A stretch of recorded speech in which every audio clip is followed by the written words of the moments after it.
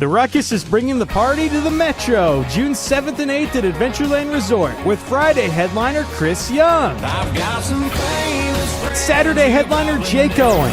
yeah, caught up in a southern summer. Russell Dickerson, Maddie and Tay, Lauren Elena, Brian Kelly, and more. Festival tickets include access to the theme park and water park. Get your tickets at ruckusiowa.com. Use code word Steve for 25% discount for weekend VIP and weekend general admission tickets.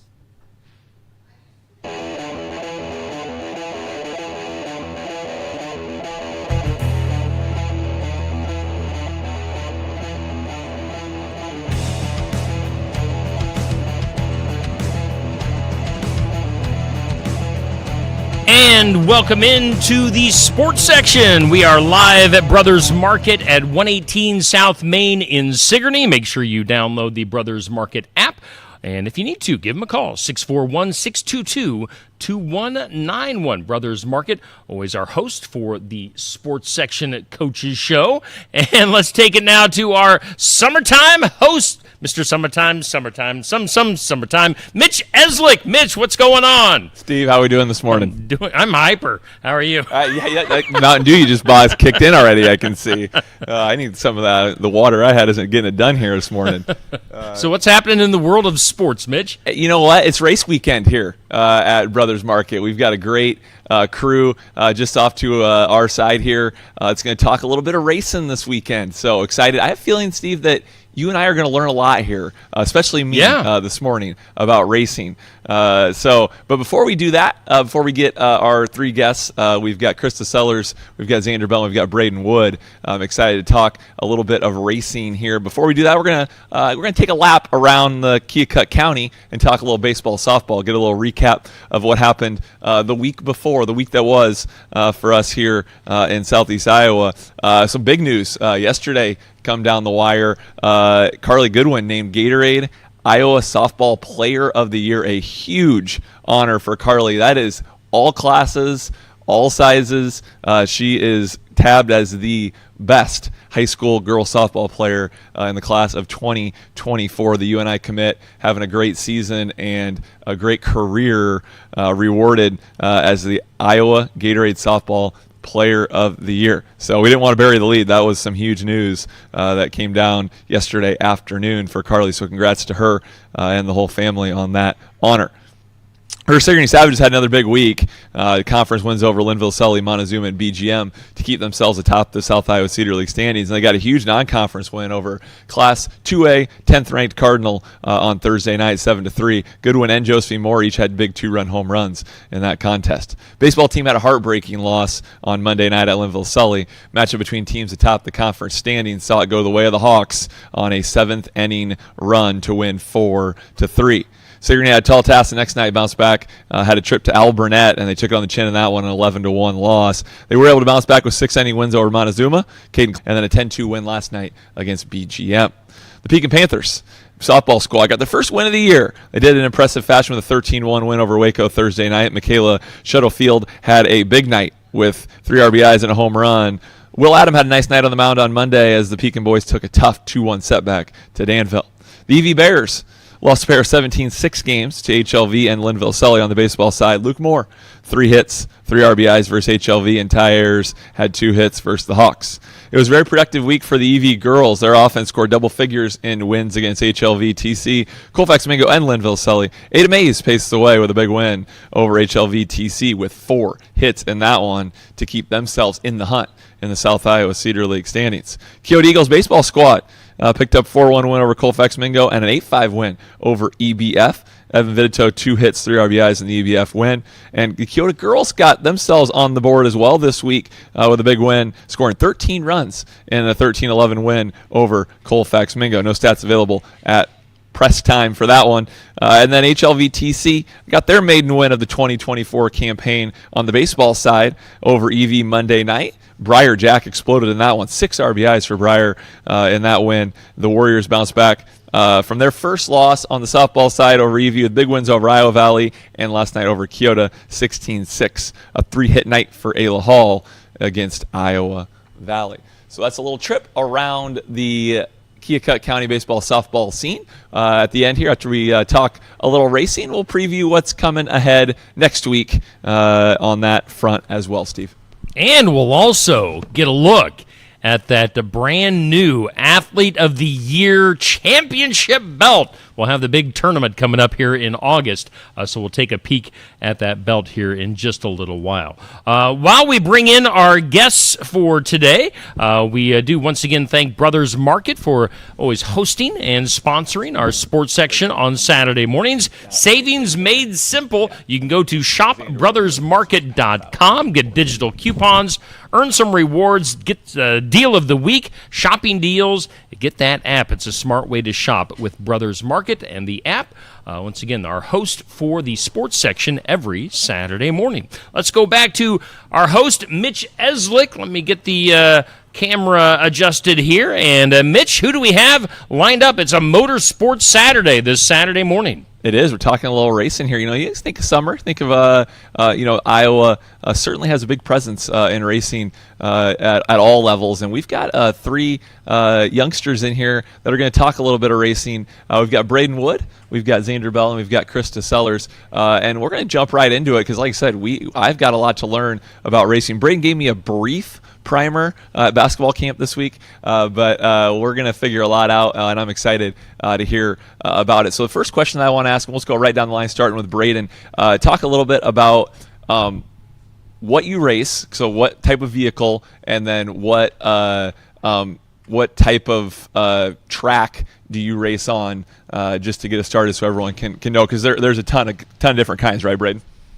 Yeah, so I race a hobby stock, and that is on a dirt circle track, mostly, primarily in Oskaloosa is where I race at the Southern Iowa Speedway.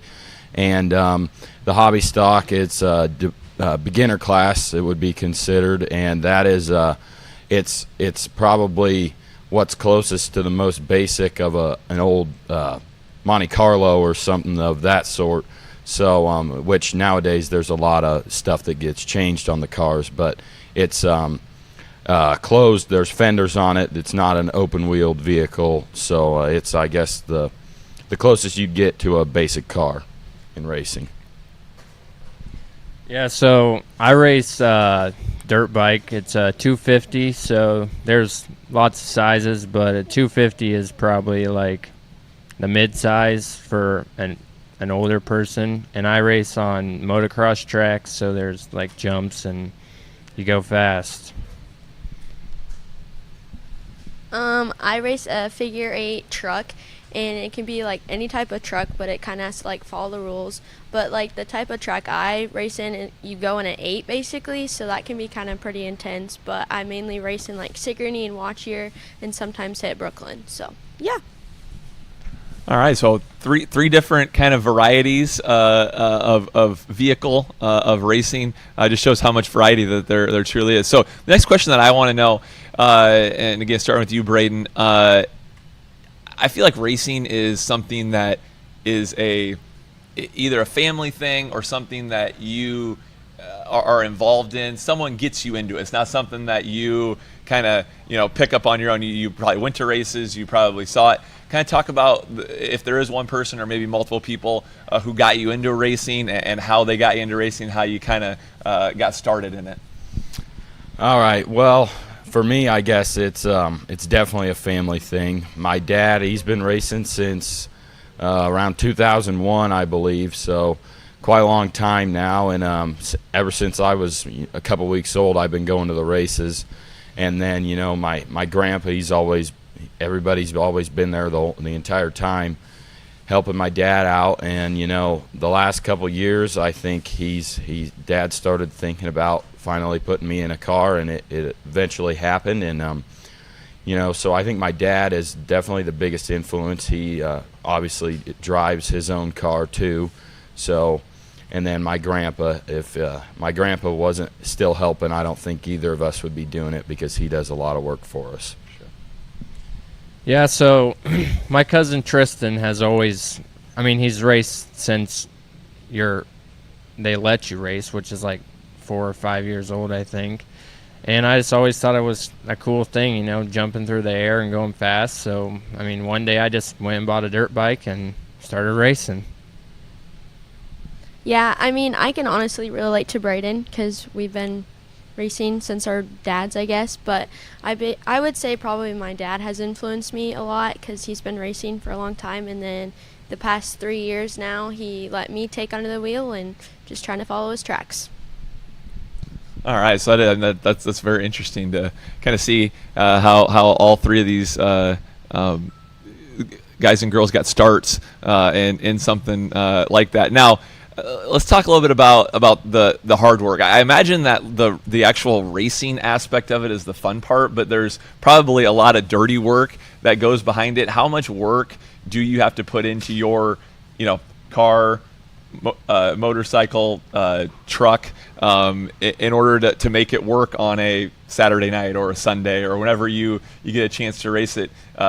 Talk a little bit about kind of the hours, maybe the hours first that get it started at the beginning of the season, and then kind of a weekly. How often are you and your dad, or you and your cousin, or you and your grandpa in there working on your vehicle, making sure it's ready to rock and roll on race day? Okay, well, I think that so the beginning of the year, so we got my car from a great friend, Jim Toll, as it was a Christmas present for me. So we had our car since December, and to be honest, we let it sit for a while, and I think my dad would agree that we probably shouldn't have done that. So the car sat for probably a month and a half at least. Barely anything had been done to it. And then we got into starting to work on it, and there was a lot. We realized there was quite a bit of stuff that we wanted to change on the car. So February, March, and April, February we probably didn't really work on it very much either. But March and April we spent a lot of time trying to get the car ready to go. Because, well, we didn't make it out to the first couple nights at Oski because we got behind. But the first week in May, I'm not sure how much time we spent working on it, but I think my dad would agree we were both out there a little too late. A couple of nights trying to get it ready, but now I think that they would probably make fun of me for it, but I don't really tear anything up on the car, so it doesn't really take much to get it ready to go the next week. You just gotta service it, so you gotta grease all the places that need grease, check bolts, make sure nothing's gonna fall off, and top off the water in the radiator. But nowadays it doesn't take much. My dad's car, you gotta work on tires, but on my car you don't really do a whole lot, so pretty easy now. Yeah, so I mean, pretty much all I do before a race weekend is I just change the oil, change the air filter, check tire pressures, make sure all the bolts and everything are torqued down. But like if something bad goes wrong, obviously you're going to put a lot more work into it. But just like a regular, as long as the weekend goes good, there's not a whole lot of stuff to do, just stuff to keep the bike running. Yeah, I would say mine kind of sits a lot because, I mean, I don't hardly get touched at all when I race. But, I mean, usually before a race day, me and my dad, we'd load the truck up on the trailer, check tires, make sure everything's ready to go, load the truck. So, pretty easy stuff. So, yeah. It sounds like you guys are safe drivers. You're not like banging things up every week, and so I'm impressed. I probably is crazier. It sounds like it might be crazier in the high school parking lot at 3:30 than it is on the racetrack for some of you guys. But let's talk a little bit about we got a lot of people watching who are maybe thinking, you know what? Hey, it's summertime. I'd like to get out and check this out at some point. Talk a little bit about some of the opportunities. Is it and it may be different for all of you guys, but is it a weekly set? I race every Sunday at noon. Is it something that varies? When are some opportunities that if someone was wanting to, spend a night or an afternoon at the racetrack, that they could come and check you guys out and watch you do your racing? Well, for me, Wednesdays in Oski at the Southern Iowa Speedway that's where I primarily race at. And that hot laps start at 7:15 every night and racing to follow at 7:45. And, there's a couple weeks where I'll be gone on vacation or something will come up. The first couple weeks we couldn't make it. The car wasn't ready. But the last month we've been there every night that they've raced. One night got rained out. But so if you wanted to come over to Oski, almost every Wednesday throughout the summer is going to be there for the opportunity for you to come watch and race. Yeah, so for me, right now I'm following the Iowa Moto Series. I'm really not sure exactly what the schedule is, but it's on the Iowa Moto Series Facebook page. And then if they don't have a race that weekend, I usually either try to find a practice somewhere or just a random race to go to. Yeah. For me, I've been racing like every 2 weeks, I would say. Kind of been out watchier the past few weeks. And Sigourney, you can come see us at Sigourney June 15th at 7, I think it is. And if you want to see the race schedule for that, you go to Southeast Iowa, Sigourney, Brooklyn, and Watchier and find the race schedule. But yeah. All right, so give a good chance to get out and check these guys out and show off their skills. All right, this might be a kind of a tough one. So if you don't have an answer right away, I can kill some time over here. But I would like a favorite memory from racing. And so it sounds like it's been a varying amount of racings. Braden, sounds like you're a little bit new into the actual racing part, but favorite racing memory, maybe it wasn't even you racing, maybe it was a parent, because I imagine that at some point there's an incident where you're going over one of those jumps, or you got someone that's a little tight to you, and you get a little bit nervous. So is there anything that stands out as a best memory, and then something that stands out as a oh boy, I might be in some trouble here, and not even to get hurt, but maybe my vehicle's going to get really messed up, or anything of that nature. So Braden, if you got one of either one or both, go ahead and fire away. I think that I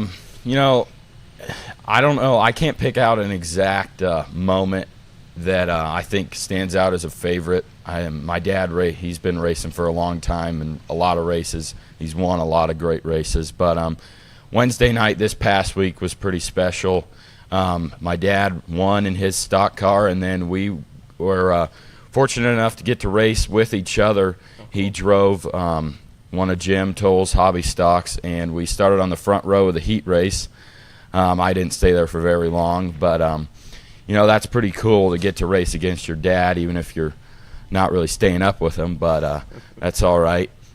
And then I think the most nervous I was definitely the first night at Oski, just because, I'd never been anywhere to practice. I'd never drove in the car, and I didn't go as fast as I could that night anyways, but I'd never gone that fast before in a car, and I think that's just a little nerve-wracking because you're worried that you don't want to get in the way of drivers going a lot faster than you're going, but everything was all right, and I think I was more nervous that night than I have been the last couple nights, and the last couple nights I've spun out, and that's also a little nerve-wracking when you spin out and you see cars coming at you when you're facing the wrong direction. But I've been fortunate enough that they've missed me, and the car's still in one piece, so that works out.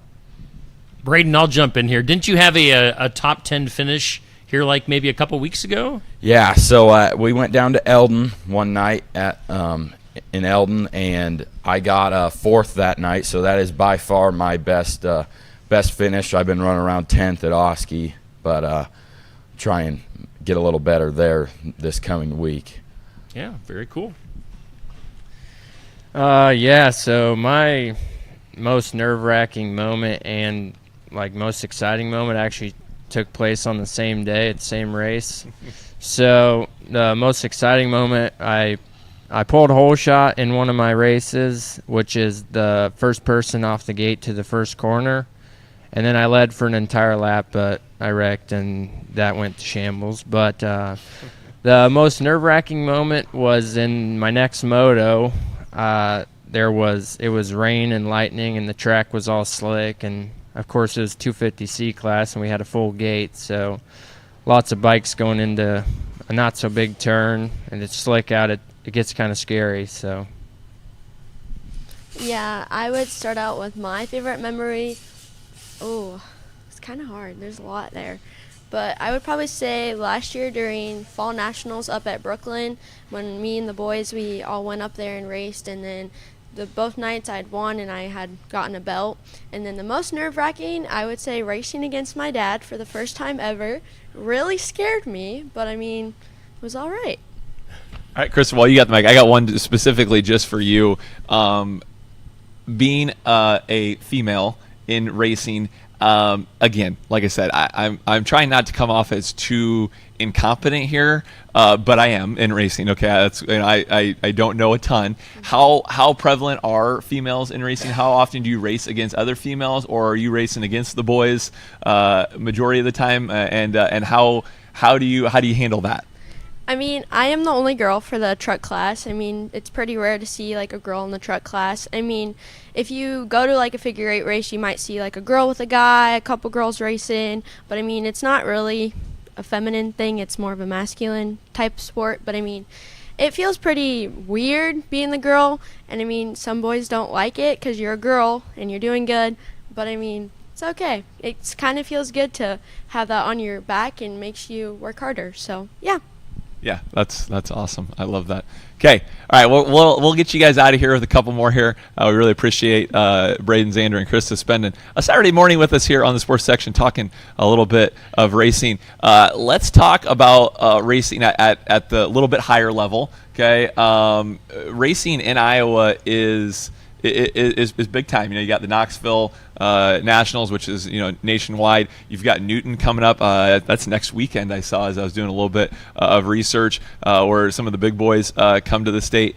How big is racing in Iowa as opposed to other places, and how much time do you guys spend watching professional racing? And is there a specific, because I was looking, there's like, you got NASCAR, you've got truck of there, you've got F1, which is wildly popular in the whole world, and then you've got IndyCar, which I'm not sure what the difference between those two even is. So talk a little bit about just kind of the national scope and Iowa's role in that. Starting with you, Braden. I think that probably, you know, not on at the bigger level. NASCAR, obviously, the Cup Series is coming to Iowa this year for the first time, so that's great to have them coming to Iowa. But I think, you know, at the dirt track level, I would say that Iowa, and I don't know this for a fact, but I think Iowa is probably the biggest state for that level of racing. If you know, there's apps, the My Race Pass app, you can get that and look, and you could find a race in Iowa almost every single day of the week, and you know, and that's probably true for other places, but it's multiple tracks and places around here. Like last night, Columbus Junction was racing, and down in Memphis, Missouri had a race, and those are just places that if you can go, it's great to go. And you know, and then I think that it's great that the NASCAR, the trucks and Xfinity have been racing in Newton, and I think it's great that the Cup Series is coming here as well, because I'm sure it's going to be, that place will be packed. It's never happened before, and there's plenty of race fans in Iowa. And then there are some great drivers, you know, and I could name a couple, but they go all over the place. They don't stay in Iowa. If there's a big money show down in Missouri or Texas or even Florida, they'll go down there because the cars in Iowa are great, and they know they've got a great chance to win somewhere else. Yeah, so for motocross and supercross at the pro level, they really don't do much in Iowa. Just, I don't know, they just don't do anything in Iowa, but there is some stuff that's not too far away that they do. But yeah, Iowa's probably one of the most least advanced in motocross. I mean, you get down to Texas and it's their lives down there and stuff, but yeah, in Iowa it's not very big deal. Yeah, I mean, I agree with both of the boys, but figure eight it's kind of seems small because the sport's dying out, because as soon as people get out of figure eight racing, they go up to circle track. But I mean, hey, they're still racing, so it's okay. But I mean, yeah. All right, so that was very very informative for me personally, and hopefully for you at home. We really appreciate all three of you guys coming in. Best of luck with your summer of racing. And again, I think they all kind of gave you, it looks like you're only going to have to travel about a 35 mile radius, and you can check out all three of these racers at some point this summer. So they gave you good places to check those schedules, so you can check them out. And we wish you guys all best of luck, and thanks again for coming in this morning and talking to us on the sports section. Yeah, thank you guys. All right, before you get out of here, though, I see all three of you are wearing your race shirts.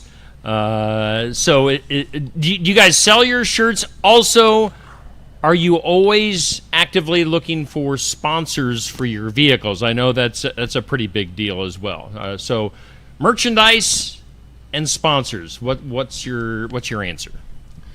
So these shirts, they're a couple years old now. They got them made.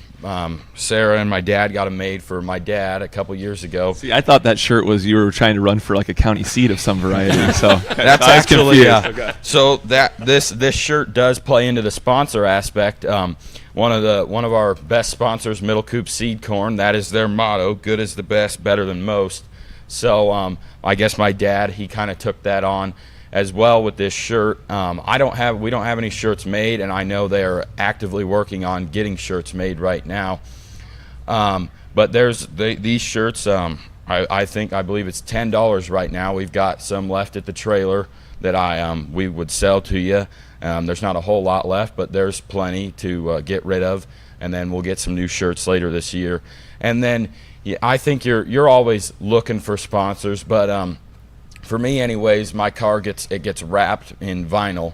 So before the middle of April, you'd like to have all your sponsors figured out, because you want to get those people on the car if they're going to sponsor you, and show them some support back if they're going to be sponsoring you. So but you're always looking for sponsors. If someone wanted to sponsor you, you would still allow that. How about you, Xander? Is sponsorships and stuff like that a big thing in your world? Yeah, it's pretty huge, because I mean, to get to a track and to pay all the fees, it's a good bit of money. And shirts, we're always selling shirts. So here, I'll show you the back real quick. There's a true salesman. Yeah. So if you want a shirt with my face on it, just get a hold of my mom, Rebecca Bell, and she could probably get you hooked up with one. I mean, last year was my second year racing, and I was like, I want to make shirts, so why don't we make shirts? But I mean, my name's not on it, sadly, but it's okay. But I mean, we kind of sold out. Like, we had to make 2 different orders because it was like a lot of people and didn't really suspect that, and I was like, wow. But I mean, in kind of figure eight racing, you don't really get sponsored, I guess, but I mean, basically what we paint the truck with is just spray paint, honestly, but it still looks good. But I mean, on my truck personally, I have a couple sponsors like Doug's Four Wheelers, Sigourney Body Shop, Doug's Four Wheelers, Horace Viking, and then Tim McKee, which helps me a lot in racing. So yeah. I will say that Krista's shirt was the most popular worn shirt at girls' track practice this spring. I actually had to ask one day. I was like, "Who's the kid?" And they were like, "Krista," and I was like, "Oh, that's awesome." So yeah, that's a huge component, and I'm sure that you guys all have, as you mentioned. I'm glad Steve asked that. You guys got a chance to mention, because it takes a lot of people and a lot of financial stuff to make you guys do this, and I'm sure you guys are all very appreciative of that as well. All right. Well, Braden, Xander, and Krista, thank you guys for your time. Krista, I know you got to get to work. We actually talked to your boss, Rick Landgrebe, here at Brothers Market, and he allowed you to take some work time, to be part of the program this morning. So get to work. Oh, Neil Crott is also in the studio. Trying to get into the liquor section. I thought that was the buzzer for Krista to get back to work. I thought Rick was remoting in saying, all right, wrap her up. Let's get Krista back to work.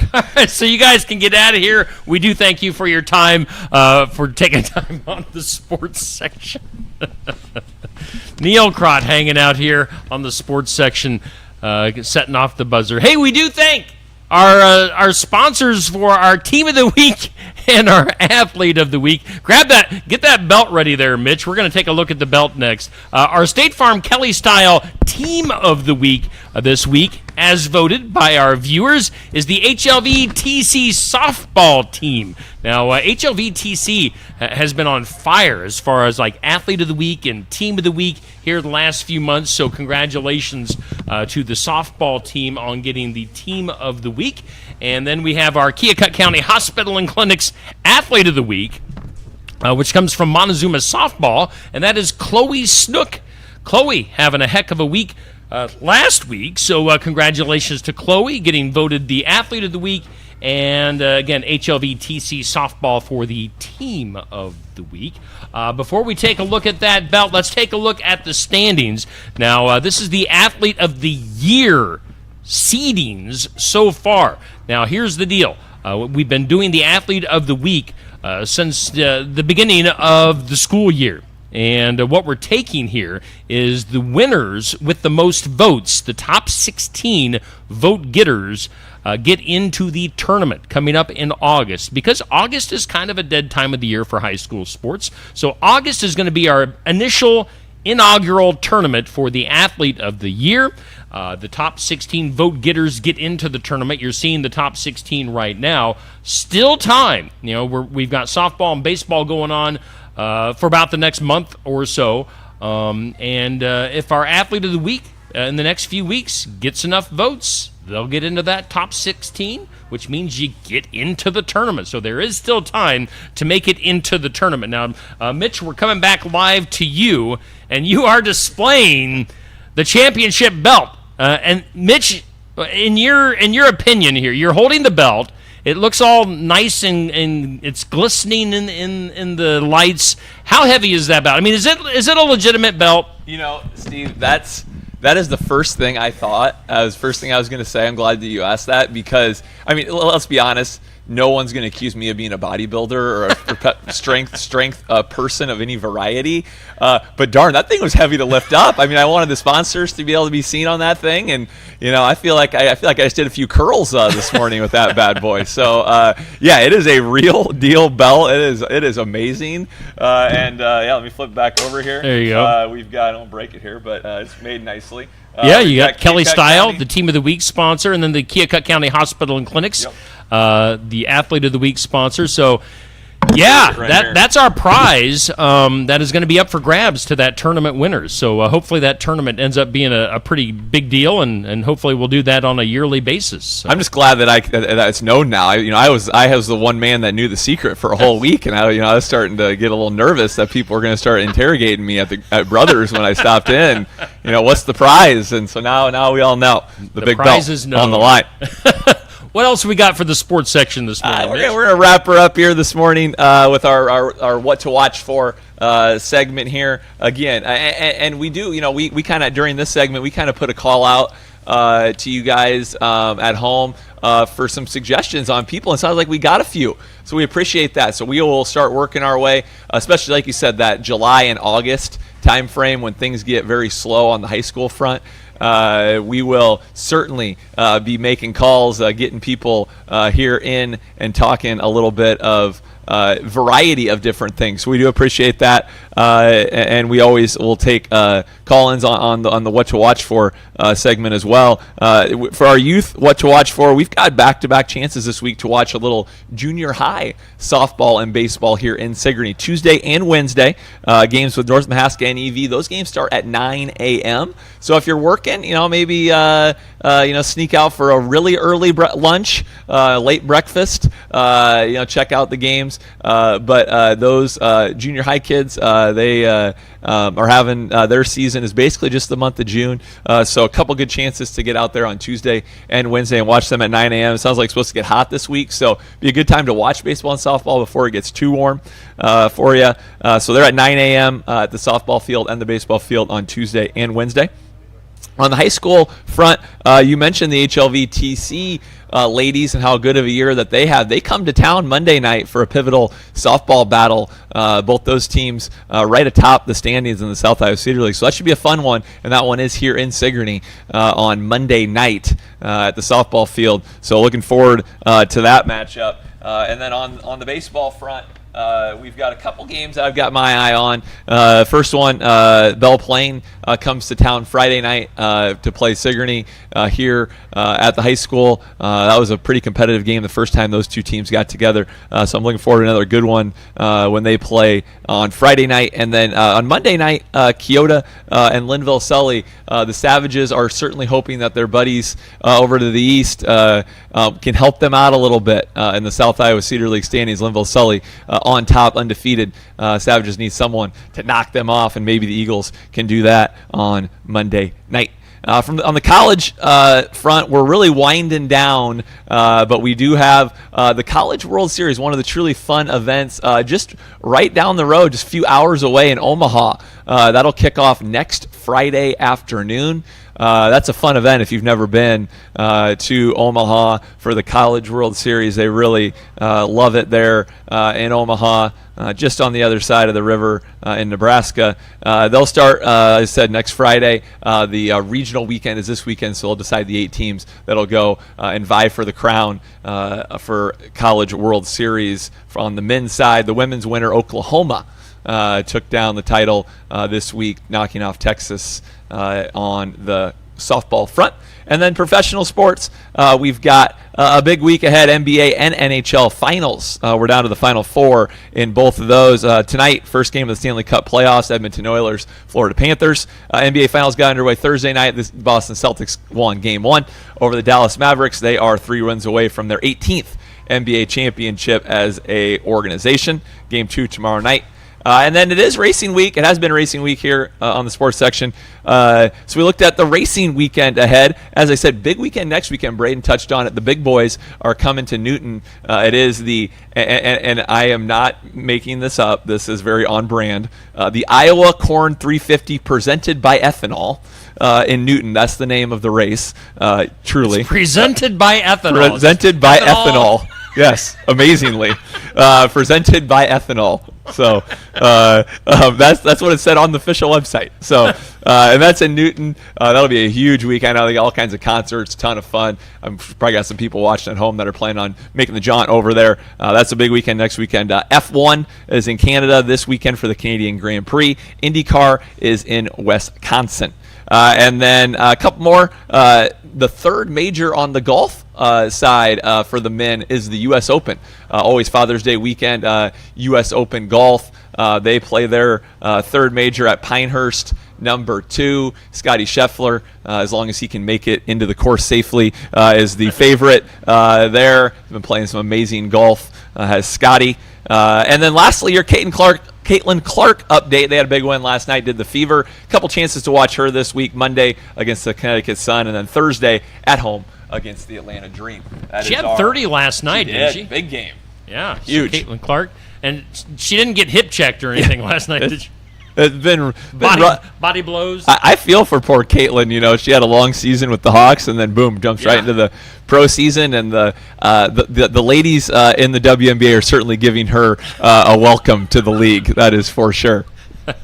All right, Mitch. Well, we've had a successful second week in your hosting duties. We've had another solid stream today. So, hey, 2 weeks in a row. Must be me. Yeah, exactly. So we do appreciate you being our host, and I'm sure we'll have some interesting guests lined up for next week. But we do thank Brothers Market here in Sigourney for always hosting and being our sponsor at 118 South Main Street. As we always say, download that Brothers Market app for some great deals. Otherwise, we will see you next Saturday morning, 8 a.m. for the sports section right here on Steve Shetler Media.